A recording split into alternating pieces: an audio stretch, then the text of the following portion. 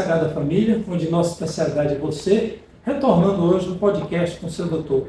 Hoje nós estamos tendo a honra de ter conosco a presença da doutora Cláudia Leal Macedo, professora doutora Cláudia Leal Macedo, médica graduada pela Universidade Federal da Bahia, onde fez pós-graduações de mestrado, de doutorado, hoje professora do curso de medicina aqui da UESB, professora do curso de medicina da UNEX, de Vitória da Conquista, uma entusiasta da anatomia patológica há muito tempo, fundadora da clínica Micro, há 30 anos aqui em Conquista. Hoje a Micro já é mais do que Micro, virou um macro, cresceu bastante, tem outros patologistas, a doutora Lorena, que por uma coincidência é filha da doutora Cláudia, o doutor Renato, que por coincidência é esposo da doutora Lorena, mas não é uma empresa só familiar, tem também o doutor Eduardo Queiroga, que na Paraíba faz o seu trabalho, e o doutor Jean, em Salvador, que juntos discutem e trazem os aspectos da anatomia patológica. E a Policlínica Sagrada Família está fechando uma parceria também com a Micro, nossa Policlínica Sagrada Família, que tem 28 anos de idade, um pouquinho mais nova que a Micro, tem 30 anos, e está vindo a Micro aqui para dentro da nossa unidade física na Policlínica Sagrada Família da Avenida Otávio Santos, onde a Micro também vai ter um posto aqui para nos aproximarmos mais ainda. Afinal de contas, o nosso tema hoje é anatomia patológica. É um tema que acho que as pessoas não conhecem, médico patologista, não sabem nem se eles existem. Eles não aparecem. Mas o médico patologista, ele é o que norteia a grande maior parte dos tratamentos. Às vezes a gente faz uma colonoscopia e tem uma lesão qualquer que seja, mas as nossas decisões dessa lesão só depois que o patologista diz o que é. Eu já disse várias vezes à doutora Cláudia aqui que, dependendo do que ela escreve no papel, eu viro para o paciente e digo, está tudo bem, você volta daqui a 2 anos. E dependendo do que ela escreve, olha, nós precisamos fazer um tratamento complementar, talvez precise de uma radioterapia, de quimioterapia. E a primeira pergunta, doutora Cláudia, seria, o que é anatomia patológica? Esse nome grande, né, anatomia patológica. A anatomia patológica é uma especialidade médica, cuja principal só função é dar o diagnóstico das doenças, tá? Seja ela benigna ou maligna.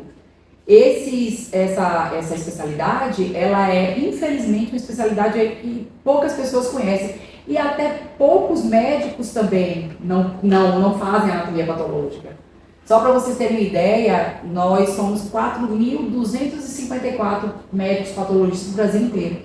Nós temos uma relação médico-patologista por 100 mil habitantes muito baixa. Então, assim, as pessoas, muitas vezes, na própria graduação em medicina, as pessoas não se interessam em fazer anatomia patológica. E nós fazemos parte da equipe multidisciplinar do diagnóstico, ou seja, qualquer fragmento ou qualquer peça cirúrgica que é retirada, ela tem que ser examinada, né, para que esse diagnóstico seja feito e o posterior tratamento, como você mesmo falou aí.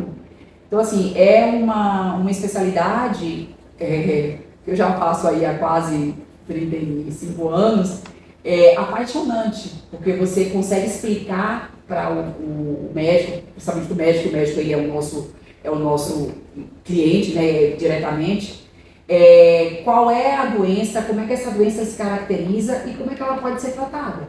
Então, é de fundamental importância, é uma especialidade de fundamental importância. O crescimento da anatomia patológica, eu como proctologista há 30 anos, é interessante como nos acompanha o tempo todo. A doença inflamatória intestinal, por exemplo, ela mudou o paradigma nos últimos protocolos. Antigamente a gente falava de resolução clínica, resolução endoscópica. E agora nós exigimos a resolução histológica. É preciso que aquela biopsia que você faça lá, que o patologista diz, não existe atividade inflamatória. Exatamente. Ou seja, as coisas mudam bastante. E definir a anatomia patológica do ponto de vista mais grosseiro, a anatomia é a forma. A forma. Porque a anatomia humana grande, a anatomia patológica ela se restringe talvez mais à forma microscópica. Quando você olha a forma da unidade básica dos tecidos, que é a célula e seus componentes, que é o que a doutora faz aqui no dia a dia, que nos ajuda muito. Às vezes, quando a gente faz um exame, Os pacientes só usam o termo biópsia. Biópsia é uma coisa meio assustadora. Né? Na verdade, assim, existe uma pequena confusão em relação à biópsia, né? Muitas vezes o pessoal se refere ao ato de fazer a retirada, muitas vezes ao próprio material, porque na anatomia patológica você tem a biópsia, que é o fragmento pequenininho. Então, quando o doutor Augusto faz uma biópsia, por exemplo, do colo, né, do reto, aquele fragmentozinho que é retirado é o material da biópsia. E o próprio exame anatomopatológico muitas vezes também é chamado de biópsia, tá? Então, assim, a gente tem, no exame anatomopatológico, a gente tem dois tipos de exame. A gente tem a biópsia, que é o fragmento pequeno, né, que aí é chamada do tipo de material, e a peça cirúrgica, que é aquela peça grande. Ou seja, se o indivíduo ele tem um câncer de cólon, por exemplo, ele vai ser submetido a uma colectomia. Essa colectomia é uma peça cirúrgica. A biópsiazinha que deu o diagnóstico é a biópsia, assim, no sentido literal da palavra. Tá? Mas a biopsiar é o ato da retirada. Mas muitas vezes é utilizado como sinônimo. Não tem problema nenhum, tá? A gente consegue se entender. É só para saber do que a gente está falando. Aquele pedacinho que você tira, o ato de tirar é que é vergonha. Tanto quando a gente tira um pedacinho de um gânglio, às vezes confunde a cabeça do patologista, que ele quer o gânglio inteiro. É o que a gente chama da biópsia excisional. Excisional, né? Sai o gânglio todo para a gente poder olhar. Exatamente. Por exemplo, uma biópsia de pele. Quando o dermatologista ele tem a suspeita de ser uma neoplasia, suspeita clínica de ser uma neoplasia, ele faz a retirada da biópsia de pele com margem de excisão. Então, é uma biópsia excisional. Ele tira a lesão e as margens também. Quando ele faz uma biópsia incisional, ele só retira a lesão, então a gente só examina a lesão. Né? Então depende muito, essa interação entre o médico assistente e o médico patologista tem uma importância fundamental. É como eu citei no começo, às vezes a gente não conhece o patologista porque ele não aparece. Ele está sempre atrás do microscópio, vendo fragmentos de pacientes que chegaram a eles. Mas as suas decisões definem o que os outros médicos, o que o dermatologista, o proctologista, o oncologista, o hepatologista, definem as condutas seguintes, as condutas próprias. A doutora falou que benigno e maligno. Como é que a gente define benigno? Isso é câncer, não é? Como é que é isso? Existem características, como o próprio doutor Augusto falou, que a gente observa, né? O exame patológico ele tem várias etapas. A primeira etapa a primeira etapa dentro do laboratório é a etapa da macroscopia. Então ali você já percebe algumas características benignas ou malignas, né? Assim, o que é o exame macroscópico? O exame a olho nu. Você olha a peça cirúrgica a olho nu, você não precisa de utilizar nenhum tipo de recurso. Lá, o tumor benigno é aquele tumor sempre muito bem circunscrito, ele não infiltra estruturas adjacentes. Já o tumor maligno, na macroscopia, ele infiltra estruturas adjacentes. Muitas vezes, dependendo da peça cirúrgica, ele já apresenta metástases à distância, né? Por exemplo, uma mama de mastectomia que é retirado. Muitas vezes você já tem um linfonodo axilar ali que você já percebe na macroscopia que tem aspecto maligno. E na microscopia a gente tem alterações que são puramente citológicas celulares, como figuras de mitose atípicas, aquilo que a gente aprendeu lá, né, no segundo grau, a gente utiliza como referência, ou seja, a figura de mitose atípica ela tem que ser atípica para poder caracterizar a neoplasia maligna.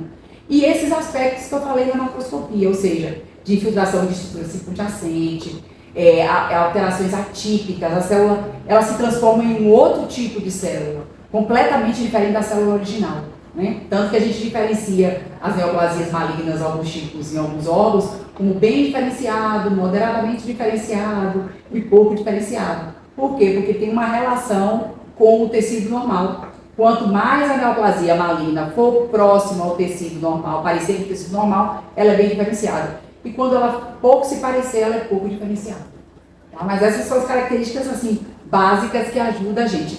E tem uma coisa que eu acho que é bem interessante, né? Porque fica muitas vezes parecendo que nós, patologistas, a gente define a coisa, realmente a gente define, mas a gente precisa muito da história clínica. A história clínica ela é essencial. As tuas alterações que você coloca na tua colonoscopia. Por quê? Porque a gente faz a correlação clínica, e é aquilo que eu falei para você, né? A gente trabalha numa equipe multidisciplinar e tem que ser.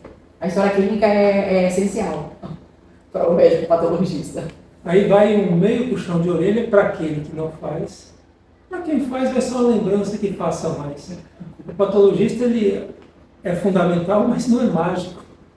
E claro que tem todos os seus métodos de diagnóstico através das figuras de mitose, das invasões, mas se a gente puder ajudar, dizer o que a gente está achando. Muitas vezes, quando a gente faz colonoscopia, a gente vê um nódulo submucoso de reto e fala, isso aqui tem cara de cistosomose. Por quê? Porque existem aspectos endoscópicos que sugerem cistosomose. Só que essa coisa, o patologista só sabe se eu escrever. Senão, como é que você vai saber? Aí você já olha, não é porque vai procurar lá o ovo do cistosoma, a espículazinha, mas você já está mais alerta. Deve ter um ovo aqui, será que tem ou não? Será que essa biópsia é suficiente ou não? Quando se fala de biópsia, de câncer, não sei o quê, como é que se caracteriza uma metástase, doutor? O que é uma metástase? A metástase é o caminho que a neoplasia maligna, e somente a neoplasia maligna ela faz isso. A benigna ela não faz metástase. E é, inclusive, uma das características, né, que eu até esqueci de falar na tua pergunta anterior, que é uma das características que define a neoplasia benigna e maligna, é que a maligna ela pode fazer metástase, a benigna nunca faz metástase. E o que é a metástase? É o caminho que a célula neoplásica faz, ela sai do seu sítio primário e ela vai para um outro local.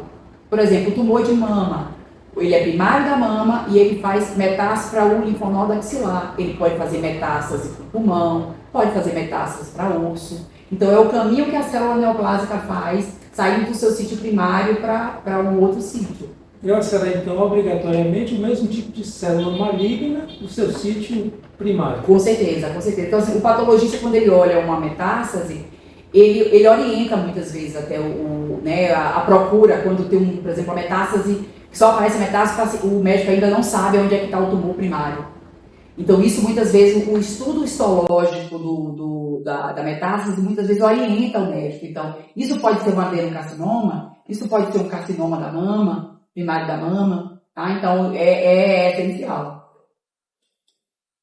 Dentro do crescimento da anatomia patológica também, nós somos médicos há alguns anos, de tempo que não existiam algumas coisas que tem hoje. Por exemplo, os tratamentos quimioterápicos do passado, eles eram a mesma quimioterapia para tudo, basicamente. E a gente observava no passado, eu faço oncologia há muito tempo, que alguns pacientes respondiam e outros não tanto, ou nem tanto. Mas hoje nós podemos já saber isso, né? Como é que funciona isso da imunohistoquímica? Isso é muito interessante, assim, cada vez mais a anatomia patológica ela está se aproximando da medicina de precisão. Nós já éramos considerados precisos, somente na anatomia patológica, no exame patológico. Mas o uso do estudo imunohistoquímico e o uso também da patologia molecular, isso trouxe uma individualização do paciente. Aquilo que você acabou de falar aí, é o mesmo, muitas vezes é o mesmo tipo histológico, um responde e o outro não responde. Por quê? Porque cada um tem sua informação, né? Seja a sua informação pela imunohistoquímica ou pela patologia molecular. O que é a imunohistoquímica? A imunohistoquímica ela é feita no próprio material nosso, naquele só para abrir o parêntese. A anatomia patológica a gente trabalha com bloco de parafina e com lâmina histológica. Então, naquele bloco de parafina eu faço o meu exame anatômico patológico e nesse bloco de parafina também a gente faz o estudo imunohistoquímico. E o estudo imunohistoquímico é como se fosse assim, a carteira de identidade dos receptores celulares. Então, eu vou citar o câncer de mama, que é um tumor muito frequente no nosso meio. Existe tanto a célula neoplásica quanto a maligna, quanto o tecido mamário normal, ele tem receptores, né? Com a neoplasia maligna, esses receptores eles ficam extremamente expostos. Eles aumentam de quantidade na célula. E o estudo imunohistoquímico é nada mais nada menos do que uma reação antígeno-anticorpo. Eu vou usar um antígeno que vai se ligar, um anticorpo, desculpa, que vai se ligar com o antígeno que é o receptor da célula. Então, por exemplo, uma paciente que tem um câncer de mama, eu faço um receptor de estrógeno nesse material.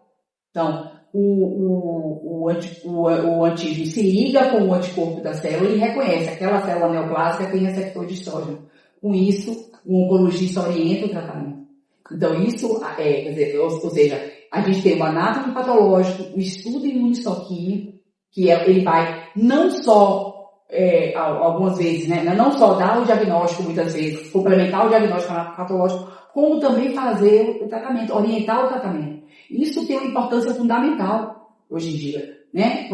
Não só, eu estou citando o câncer de mama, mas o câncer de cólon. Quanta coisa a gente faz, né? De estudo imunistoquímico ER2, estabilidade de microsatélites, e a gente pode fazer tanto a estabilidade, por exemplo, você pode fazer tanto pela imunistoquímica quanto pela patologia molecular. Então, isso é individualização, é você saber que aquele paciente X, por mais que ele seja igual na anatomia patológica, ele tem uma diferenciação. Ou seja, a imuna ela vai aprofundar, né, o estudo anatomo patológico. Na realidade, essa palavra não é aprofundar, ela vai complementar, porque o anátomo patológico, ele continua sendo o início de tudo. Porque é a partir disso aqui que o patologista ele vai raciocinar os tipos de marcadores que ele vai utilizar no estudo imunistoquímico, os tipos de marcadores que ele vai utilizar na patologia molecular. Câncer de pulmão, hoje em dia, com CARAS, ENRAS, PDL1, isso se faz tanto pelo imuno quanto também pela patologia molecular.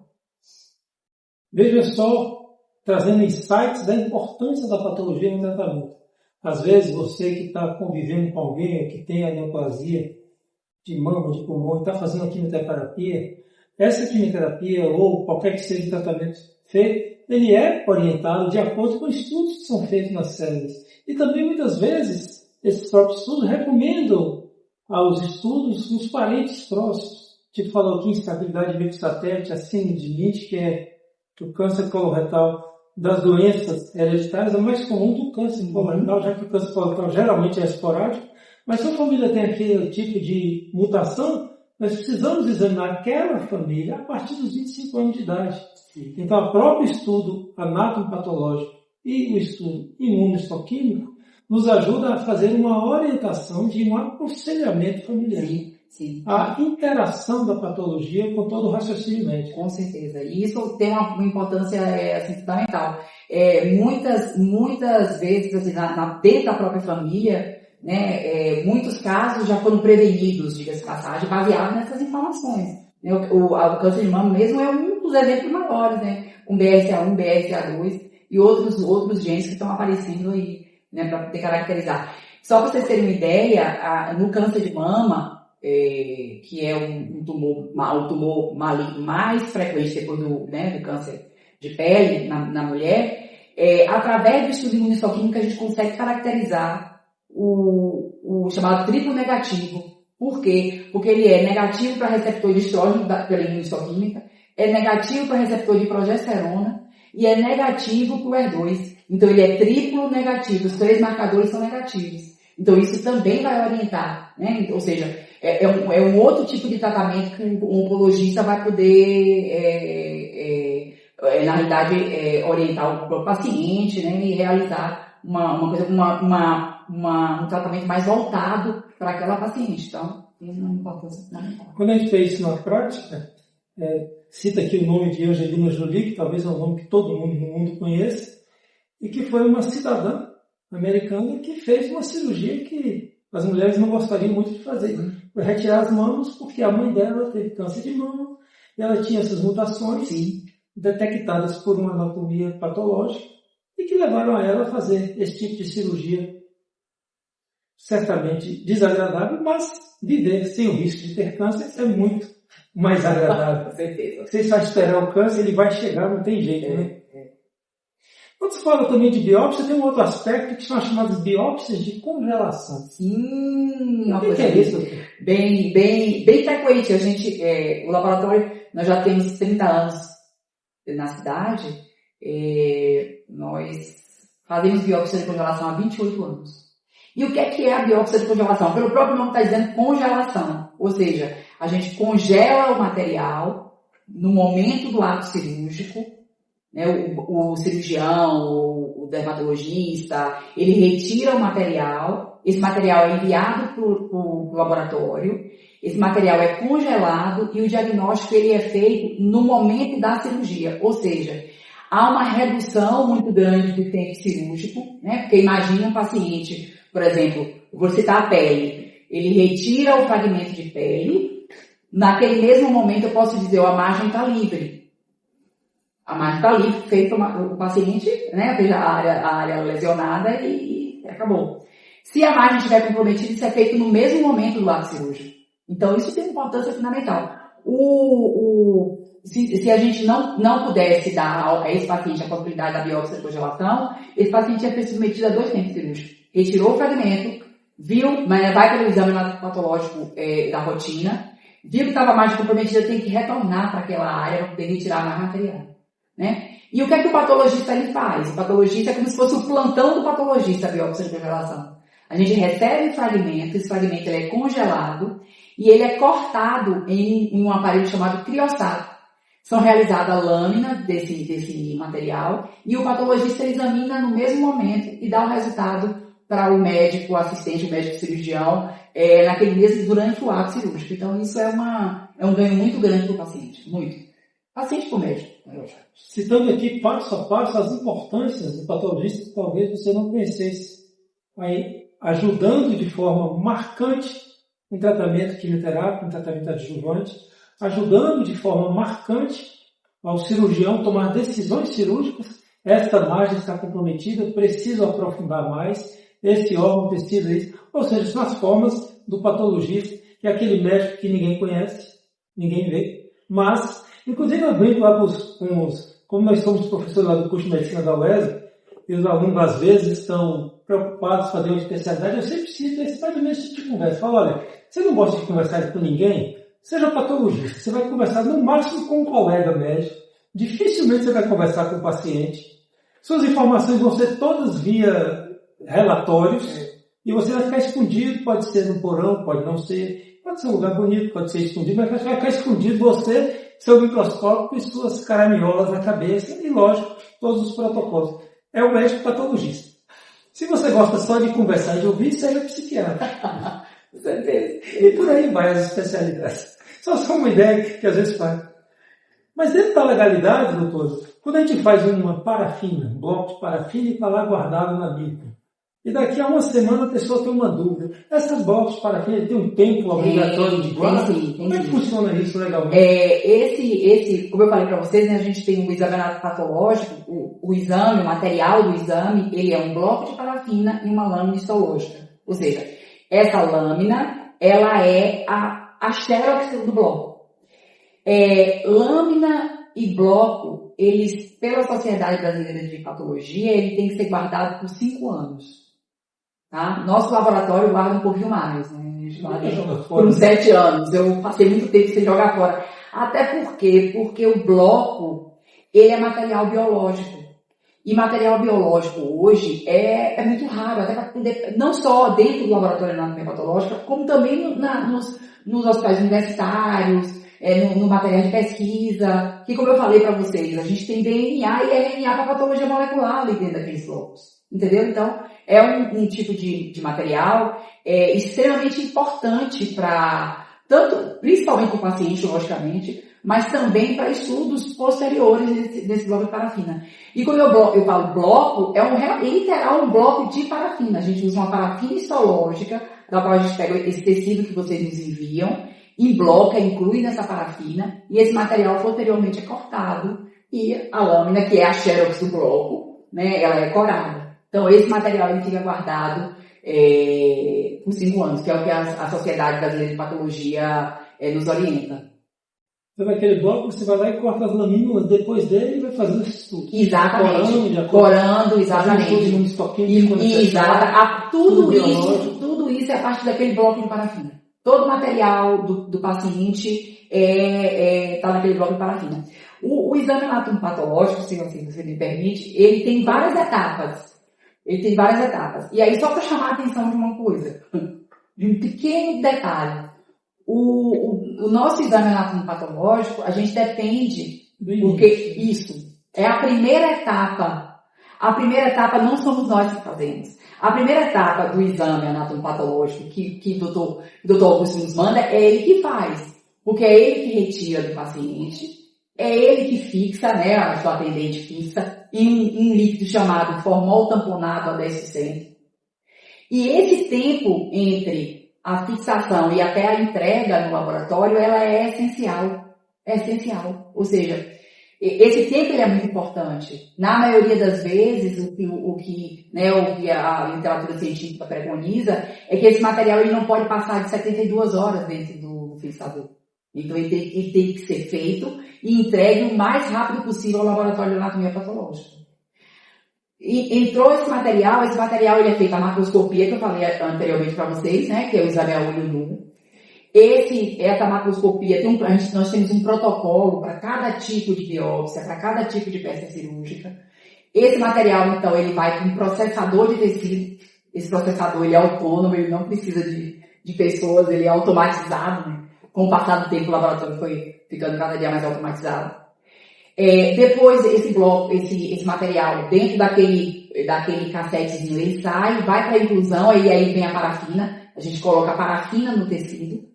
Esse bloquinho vai para o micrótomo, é cortado, a lâmina é feita e é corada. E vai para o nosso microscópio. Tá? Mas percebam que a primeira fase, quem faz não somos nós, é o médico assistente. Então, esse material tem que estar bem fixado, esse material tem que estar no formato tamponado, tem que estar etiquetado com o nome do paciente, porque a identificação, isso tem uma função importante. Inclusive, aqui num dos nossos critérios de dar mais segurança, ao invés de nós, aqui da Clínica Sagrada Família, nos preocuparmos com o formol, se ele presta ou não, a Micro providencia para nós o formol, porque eles conhecem mais do que nós. A gente recebe os vidrinhos já com o formol, dentro dos seus critérios, ele só faz botar, não obrigatoriamente os estudos anatomatológicos vão para mim, mas a gente gostaria que fosse, e de qualquer forma o material está bem acondicionado para qualquer lugar que vá. As pessoas querem guardar em geladeira aqueles vidrinhos, precisam guardar. Estando no formol tamponado a 10%, não tem necessidade nenhuma de ser guardado em geladeira em lugar nenhum. É temperatura ambiente. Tá? Entregar em até 70. Aliás, eu sempre digo, entregar o mais breve possível para o laboratório de anatomia patológica. Por quê? Porque esse exame, a partir do momento que ele entra no laboratório, ele é processado. A gente não deixa para processar exames de um dia para outro. Entendeu? Então, assim, se o seu material chega, ele está naquele período de fixação, ele vai ser processado. Quando eu digo processado, ele vai ser encaminhado em todas aquelas etapas que eu falei, naquele mesmo momento. Então, isso dá uma maior agilidade também no resultado, né? Porque esperar um resultado patológico realmente não é fácil, né? Ainda vezes define a vida da pessoa. Esse aspecto de esperar um resultado patológico, eu tenho um hábito que eu faço há muito tempo com os pacientes, que é fazer uma prévia do que vai acontecer. Assim que eu faço qualquer tipo de biópsia, eu já faço uma prévia do paciente que pode estar equivocado, mas geralmente não está. Isso aqui é preocupante, você precisa, com maior brevidade, ver o resultado, talvez precise de uma cirurgia, de um tratamento adjuvante. Ou isso aqui não é preocupante, pode ficar tranquilo, para que as pessoas também não se desesperem. Sabe, olha, assim que você entregou na clínica, se a clínica disser que vai sair com 3 dias, com 5 ou com 10, não vai fazer diferença. O tanto que vai sair certinho, a gente vai poder conduzir a partir daí.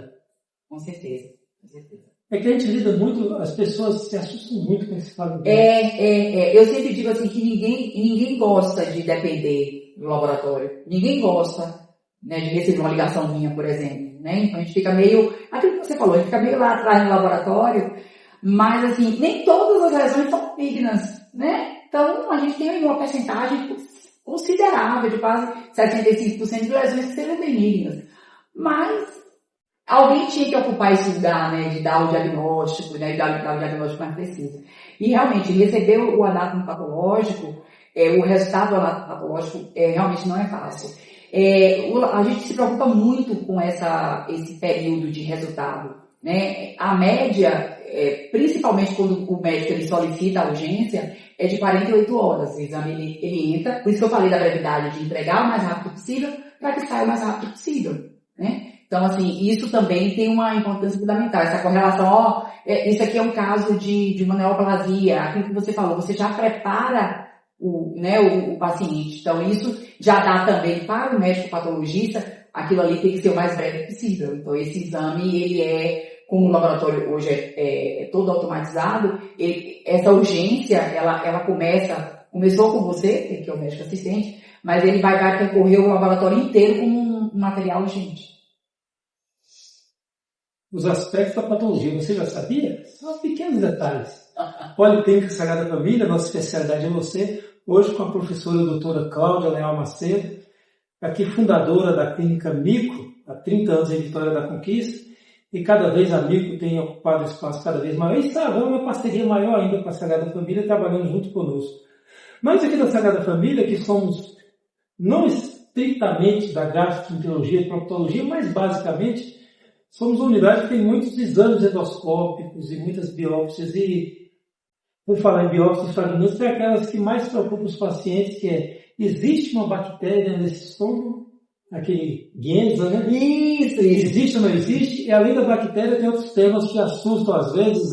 Existe atrofia? Sim. Existe metaplasia? Tem atrofia de vilo, que é talvez o diagnóstico da doença celíaca, que também é feito pelo patologista. Dá uma esmiuçada desses aspectos para a gente, doutor? Existe assim, por exemplo, em relação ao Gienza, né, que a gente ouve muito. Lembra do bloco de parafina? Quando é solicitado, por exemplo, uma biópsia gástrica, automaticamente a gente já faz o Gienza, porque o H. pylori, o Gienza é uma coloração, tá? É uma coloração que, além da coloração que a gente faz para o anátomo patológico, que é o HE, a gente faz o Gienza para ver a bactéria, para ver o H. pylori no próprio tecido. Então, aquele bloquinho de parafina, eu faço uma lâmina para o exame anatopatológico e faço uma lâmina para o Gienza. Então, eu vou ver lá, e lógico, tem características que são específicas do H. pylori, o tamanho do bacilo na mucosa gástrica, o tipo de, como é que eu posso dizer, disposição dele na superfície da mucosa. Ou seja, o patologista, quando ele vai dar um diagnóstico, por exemplo, de uma gastrite, ele olha o HE, que é o exame, que é a coloração da hematoxilina e eosina, que é o básico do nosso dia a dia. Desde sempre, exatamente. E o Gienza, que é a coloração especial. Só para abrir um parêntese, a hematoxilina e a eosina é uma coloração. Uma cora, a hematoxilina cora o núcleo e a eosina cora o citoplasma. Então a gente consegue, né, caracterizar. Em relação à atrofia, à metaplasia, existem alterações histológicas, que a atrofia é nada mais, que é o que ele vê na coluna ou na endoscopia, que é o achatamento da mucosa. E é exatamente isso que a gente observa na nossa lâmina, né? Como a gente tem um parâmetro do que é o normal, aquele achatamento da mucosa colônica ou na mucosa gástrica, a gente caracteriza. Inclusive, existem hoje classificações baseadas nisso. E a metaplasia intestinal são alterações de que um tipo celular se transforma em outro tipo celular. Então, por exemplo, a mucosa esofágica ela pode se transformar numa mucosa gástrica. A mucosa gástrica pode se transformar em uma mucosa intestinal. Então, todas essas alterações têm que estar caracterizadas lá no laudo patológico, né, do paciente. Por quê? Porque é feita uma classificação e essa classificação vai aumentar o risco de lesões chamadas lesões ou pré-neoplásicas ou até a própria lesão neoplásica.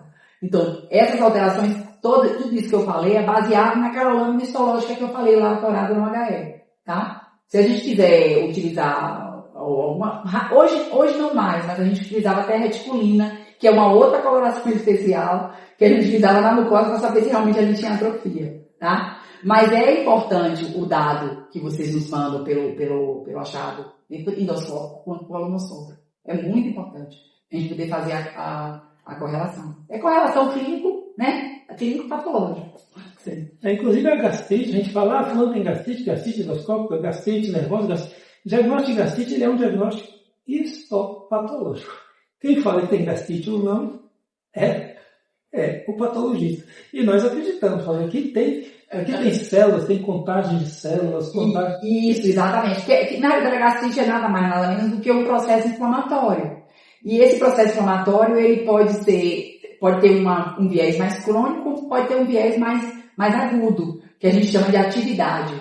Né? Então, essa atividade, inclusive, no laudo vai estar lá, que é o tipo de atividade, se ela é leve, moderada ou intensa, isso também tem uma importância, né, fundamental. E o próprio paciente com um processo de gastrite, quer dizer, inflamação, né, na mucosa gástrica, essas alterações, elas sim levam, junto, principalmente com a H. pylori, levam à atrofia e à metaplasia intestinal, tá? A metaplasia intestinal, inclusive, a intestinal ocorre no estômago, mas a gente tem lá no colo uterino uma metaplasia também, chamada metaplasia escamosa, que é quando o endocérvice, que é aquele canal lá do colo uterino da mulher, ele se ejeta um pouquinho para fora, e essa mucosa, que era uma mucosa endocervical, se transforma em uma mucosa escamosa. Então, também é metaplasia. E é uma zona também que tem que ter muito cuidado. Isso seria aquele líquido, essas coisas? Isso, exatamente. É uma zona que tem que ser investigada. Mas me lembro do nome líquido, que é neoplasia neoplasia, exatamente. Hoje a gente chama de lesão intraepitelial escamosa de baixo grau e de alto grau. Ou seja, essas mudanças histológicas, aqui eu me refiro à endoscopia, porque, como foi bem dito aqui, essas mudanças histológicas, elas podem ser um preditor de que pode estar vindo uma mudança para a neoplasia maligna. Então, isso às vezes requer, aí sim, do endoscopista, recomendar àquele paciente especificamente um segmento mais próximo, talvez endoscopias mais próximas, biópsias mais próximas, porque as biópsias, e sim, claro, estabelece o tratamento para ver a mudança histológica. Ou seja, nós somos sempre em parceria com o patologista, as nossas decisões não são isoladas nossas. Como eu falei aqui no começo, as novas mudanças na doença inflamatória intestinal é a remissão histológica. Hoje só se fala disso. Sabe? Se não tiver remissão histológica, o patologista diz o quê? Eu estava até num congresso um dia desse, e tem um gastroenterologista muito famoso no nosso Brasil, que fala muito da doença inflamatória intestinal, e ele botou uma foto de uma úlcera de íleo, úlcera endoscópica. Sim. Olha, esse paciente não está sentindo nada, mas esse paciente está com doença, mas ele não está sentindo nada. E é claro que as biópsias mostraram uma atividade inflamatória importante. Sim. Ou seja, hoje nós temos que correlacionar tudo, mas a medicina também, inclusive ele mesmo disse, eu estou confortável com o paciente, que ele está tomando medicamento e não está se sentindo sintomático. Então, a conjunção, dados clínicos, dados endoscópicos, radiológicos e histológicos, para a gente decidir se o paciente está bem ou não. Quando se fala também de biópsias, doutor, aqui tem uma outra preocupação, que é os níveis de invasão. Especificamente em pólipo, muitas vezes, eu já tive tantas vezes discutindo isso com a doutora Cláudia, quando a gente faz uma colectomia, por exemplo, a reto-sigmoidectomia, fez uma biópsia, era câncer. Aí tiramos a peça, foi para a doutora disse, olha, é um câncer realmente e tem 8 linfonodos invadidos. Isso é uma dor de cabeça para a gente, porque do ponto de vista de indicar ou não o tratamento complementar, a gente precisa ter muitos linfonodos. Sim. Mas às vezes não está na peça, não está. E um outro detalhe, às vezes, é o nível de...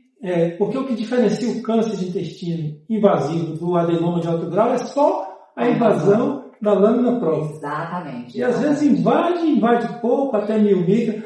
Ou seja, muitas das decisões que a gente toma aqui na endoscopia estão associadas à decisão que a doutora Cláudia manda para a gente. Isso. Eu estou agora até com um paciente hoje, que eu vi o resultado de anatomia patológica que está lá.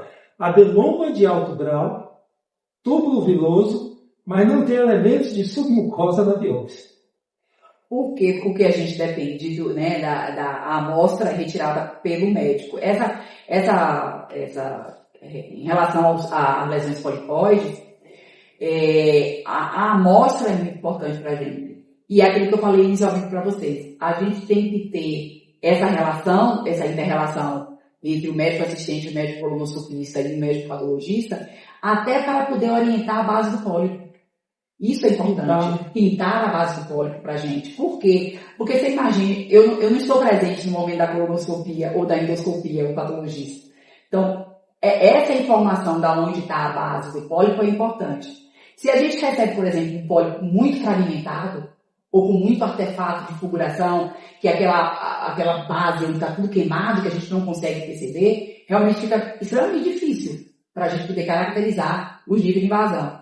E esse nível de invasão, além da gente ter que colocar no laudo, a gente também tem que muitas vezes medir, porque isso tem um critério importante. E como é que a gente mede? Na própria lâmina. A gente tem uma regrinha que a gente vai medir do tumor até onde ele vai, tá? Mas, assim, essa inter-relação é muito importante, é muito importante. E essa conversa também, dizer, olha, eu não consegui ver porque tem artefato, a gente vai ter que, muitas vezes, nessas nossas discussões, eu vou pegar o bloco de parafina que eu falei, e vou aprofundar, porque isso também a gente pode fazer, em caso de de dúvida. Você pode pegar o próprio bloco e aprofundar, ou seja, a lesão está lá e você vai aprofundar com o próprio desenho do bloco para ver se a gente consegue ver mais alguma coisa naquela nova lâmina, tá? Mas você entende a importância disso? É para a gente dizer ao paciente se ele pode voltar com 6 meses ou 1 ano, ou para a gente dizer para ele, ó, o seu tratamento endoscópico não foi efetivo, você precisa fazer um tratamento mais invasivo, cirúrgico, remover parte daquele órgão que só a remoção da mucosa para a submucosa não resolveu. Sim. E percebam, a biópsia, como eu falei logo lá no início, ela é aquele fragmento, ela é uma porção, né, no caso dos pólipos, logicamente é tudo retirado. Quanto mais o pólipo tiver íntegro, melhor para a gente. Se tiver uma base e essa base estiver fragmentada, por exemplo, pode marcar, porque vocês estão sabendo qual é a base. Mas percebam, se a gente tem a biópsia e a peça cirúrgica, na peça cirúrgica a gente recebe o volume todo, no caso do colo, né? O volume tumoral por inteiro. Então, ali também a gente caracteriza. Por quê? Porque é importante para o estadiamento. Né? Se o paciente tem uma adenocarcinoma do colo, é importante que eu diga para o médico acompanhante se ele invade a mucosa, submucosa, camada muscular e serosa. Porque a anatomia patológica, além do diagnóstico, ela também vai estadiar. Tanto que hoje a gente tem um estadiamento anatomo-patológico. Existe, né, o Colégio Americano de Patologistas, da qual a gente tem uma formatação de todos esses estadiamentos. Né, e olhe o quanto é importante essa relação. E a primeira etapa do CAP é sempre a informação clínica. Entendeu? Então, isso é importante, o tamanho do pólipo, se foi tudo retirado, se foi retirado com a base, se a base foi pintada com tinta nanquim, porque lá naquele laudo patológico vai estar lá escrito macroscopia, que é aquele exame a olho nu que eu falei para vocês, entendeu? Então, se está marcado, a gente consegue colocar isso no laudo. Nós, do lado de cada colonoscopia, a gente tem todas essas concepções. Mas é que nem sempre as coisas são exatamente como a gente gostaria que fosse. Por exemplo, uma lesão de 2,5, 3 centímetros, que não é uma coisa muito grande, mas colonoscopicamente, por vezes a gente não consegue o ideal, que seria a remoção em bloco único. E a gente faz a remoção em piscinil, que são os pedaços.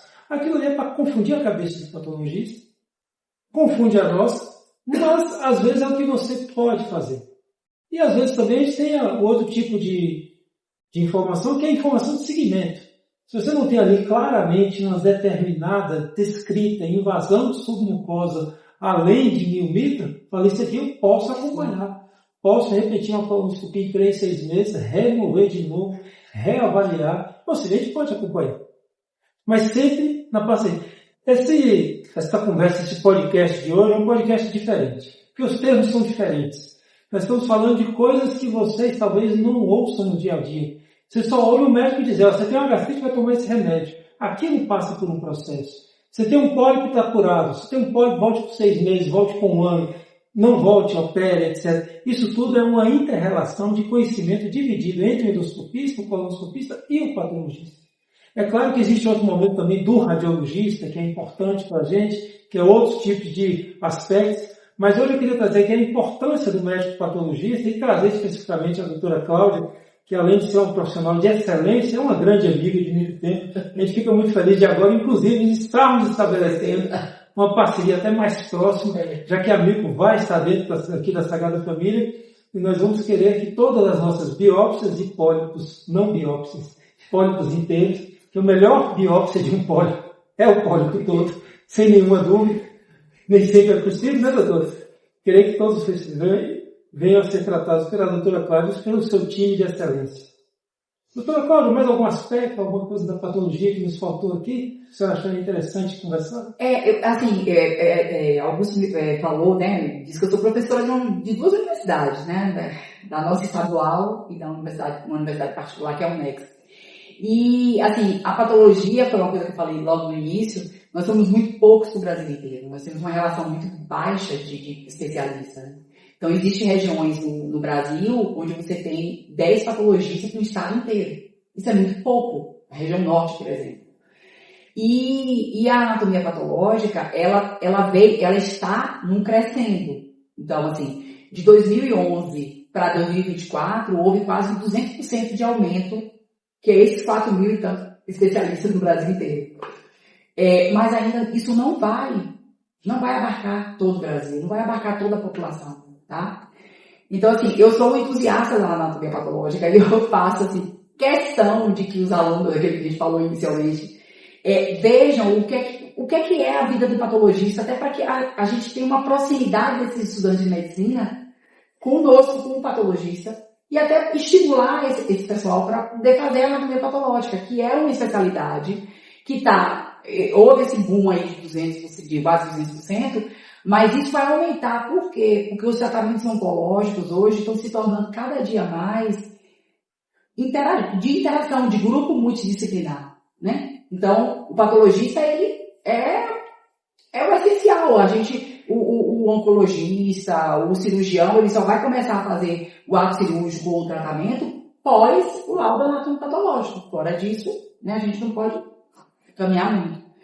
Então, assim, que a anatomia patológica nas nossas universidades tenha uma importância, assim, fundamental, e que mais alunos venham, que mais médicos queiram fazer a nossa especialidade, tá? Que a gente não fique só, como o Augusto falou, lá atrás do microscópio escondida, né? Eu sempre digo que eu tenho muito mais relação, assim, a minha relação diária é muito mais íntima com o meu microscópio do que com o meu próprio marido, porque eu passo quase que 24 horas por dia, 18 horas por dia ali, ó, junto ao microscópio, que é o nosso objeto de trabalho. Doutor Marcos, tem ciúme do seu microscópio, tá vendo?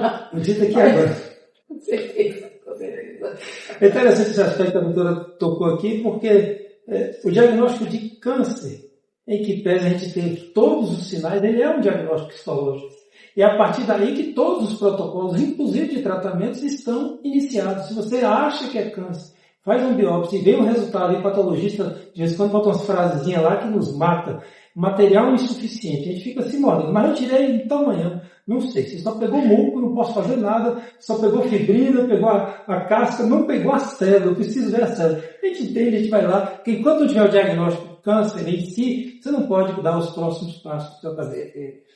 Bom, hoje foi o nosso podcast aqui, um podcast meio diferente dentro do tema, mas para trazer a vocês o que é a anatomia patológica. Agradecer enormemente aqui a presença da professora doutora Cláudia, uma profissional de excelência, uma empresária da cidade, uma grande amiga, colega aqui de medicina, colega da UESB, e a nossa Policlínica Sagrada Família, que a nossa especialidade é você, trazendo um pouquinho mais de informação, e agora a parceria com a doutora Cláudia aqui, com a Clínica Micro, mais velha um pouquinho que a Sagrada Família, mas duas ali entre 28 e 30 anos de idade. Deixar a doutora Cláudia para suas considerações finais e encerrarmos aqui.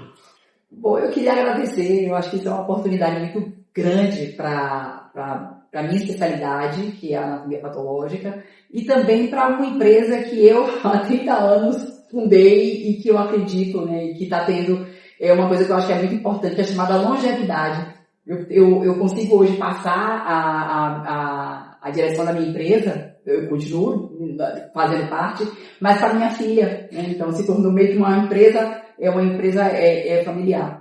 E, assim, eu sempre espero que o anátomo patológico, os laudos anatomopatológicos tenham um resultado extremamente positivo. Quando eu digo positivo, é positivo para que esse paciente que nos procure, esse cliente que nos procure, ele possa ter uma segunda etapa, ele possa ter uma chance de tratamento. E eu sei que não é fácil, literalmente não é fácil esperar um resultado anatomopatológico, mas assim, dentro da nossa empresa, dentro do laboratório micro, né, hoje o micro centro diagnóstico, a gente faz de tudo para que a gente tenha precisão no diagnóstico, a gente tenha agilidade e principalmente, que é uma coisa que a gente não pode esquecer, eu sempre digo assim, é o humano tratando do humano. Então, mesmo que aquela amostra que é enviada para o laboratório, para o micro centro diagnóstico, ele é sempre o amor de alguém, é sempre o filho de alguém, é sempre o neto de alguém. Então, a gente tem que tratar ali como se aquilo ali fosse, e como é, uma amostra nobre e que vai definir a vida do paciente. Então, assim, eu espero que a micro centro diagnóstico tenha um caminho ainda muito grande aí de longevidade, né? E que essas parcerias continuem sempre, porque não é uma honra somente para vocês da Sagrada Família, é uma honra muito grande para o MIDI Centro Diagnóstico, porque a gente já trabalha há muito tempo, né? Juntos. E é muito, muito, muito, muito importante. Olha, Clínica Sagrada Família, nossa especialidade é você. Agradece a sua presença, nos acompanhar. Uma boa noite, muito grato.